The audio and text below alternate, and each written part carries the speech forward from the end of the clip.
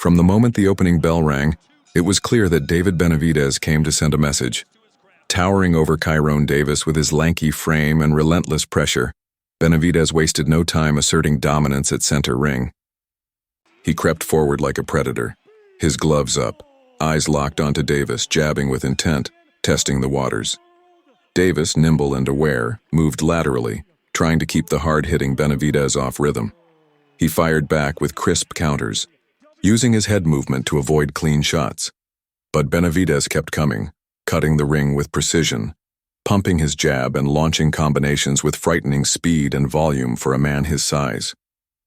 Benavidez wasn't just throwing 1 or 2 punches. He was unloading in bursts of 5, 6, sometimes even 7-punch barrages, each one designed to break down Davis's defense. The power wasn't always in the first punch, it was in the yaw. Overwhelming accumulation, the pressure that gave no room to breathe. Davis, for his part, was no pushover. He bit down on his mouthpiece and traded when he needed to. He tucked his chin, dipped low, and tried to answer back, looking for the right counter to catch Benavidez coming in. But every time he landed a clean shot, Benavidez responded with double the volume. By the second round, the tempo was already torrid.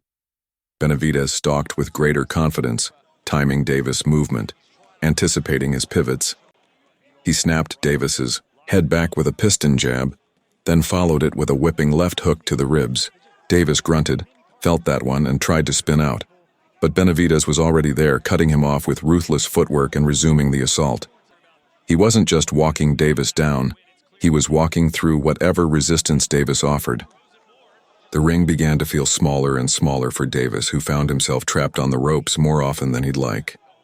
When the third round arrived, Benavidez hit another gear. He threw punches in bunches with surgical accuracy, mixing up levels, keeping Davis guessing. A right uppercut split Davis's guard and popped his head upward, followed immediately by a sweeping left hook to the body that thudded with an audible crack.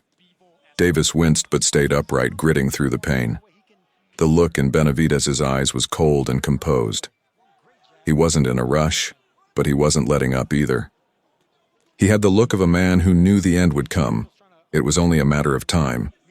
Davis tried to fight fire with fire in the fourth, throwing more combinations of his own, finding some success with a sharp right hand over the top. He briefly caught Benavidez's attention, prompting a nod of acknowledgement from the bigger man. But the effort came at a cost. As Davis tried to rally, Benavidez unleashed a storm, short uppercuts in close, hooks to the ribs, right hands down the middle. It was a blistering sequence, and Davis absorbed it all, arms tucked, eyes alert, but the cracks were beginning to show. The relentless pressure and volume were starting to wear on his legs. By round 5, Benavidez's punches had carved up Davis's body with brutal efficiency. Every time Davis tried to circle out, Benavidez punished him with a chopping hook to the side. Every time he paused to reset, Benavidez was already in his face, flurrying with 5-punch combos. Davis had heart, more heart than most. But even the toughest warriors eventually start to fray under that kind of pressure. Still, he kept his hands up, kept firing back when he could. But you could see it. Benavidez was taking control, round by round, moment by moment. Then came round 6. It was a masterclass in pressure fighting.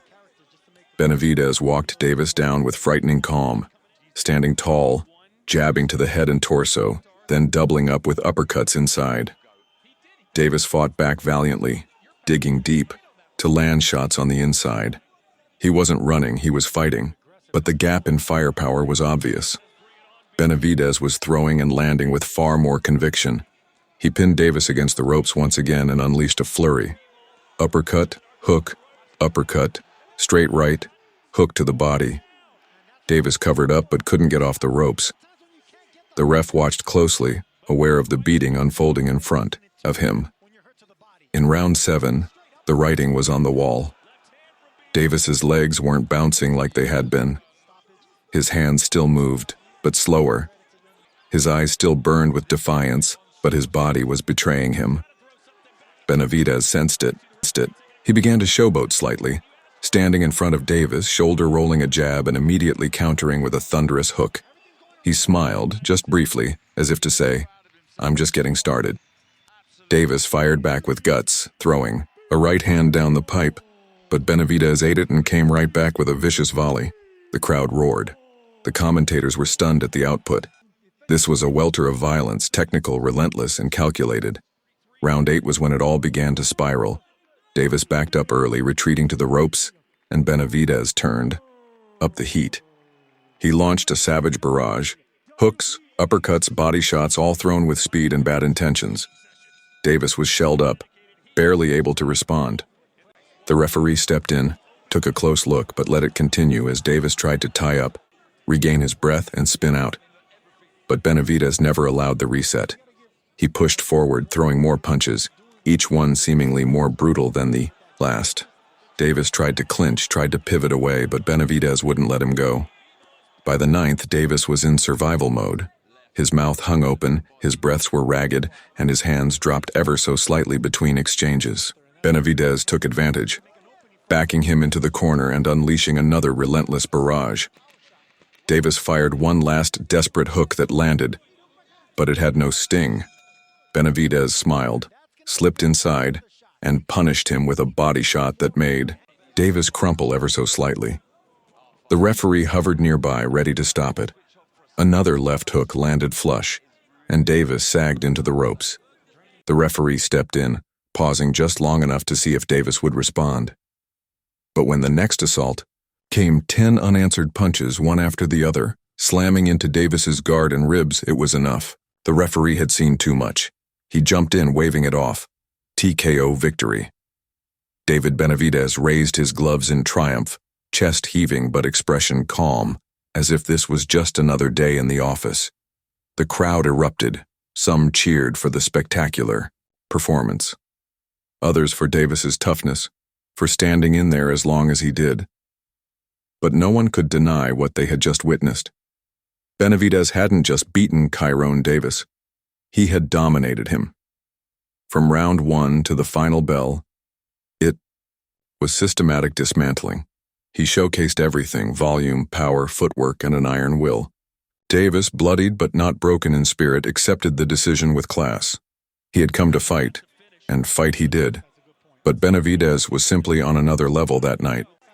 He reminded the world why he's one of the most feared super middleweights in the sport. His combination of size, power, and relentless offense makes him a nightmare matchup for anyone standing across from him. This wasn't just a win, it was a statement. As Benavidez addressed the crowd afterward, he made it clear. He's ready for the big names, ready for title fights, ready to take on the division's elite. And based on what he showed in this fight, it's hard to imagine many being eager to stand across the ring from him. For Kyrone Davis, there's no shame in this loss. He took the fight on short notice. He stood in there with a monster and gave everything he had. Most men wouldn't have made it as far as he did. His heart and grit earned respect even in defeat, but this night belonged to David Benavidez. It was a showcase of brutality and brilliance, a performance that reminded everyone why he's such a dangerous force in the division. And if the rest of the super middleweights weren't already on notice, they certainly are now.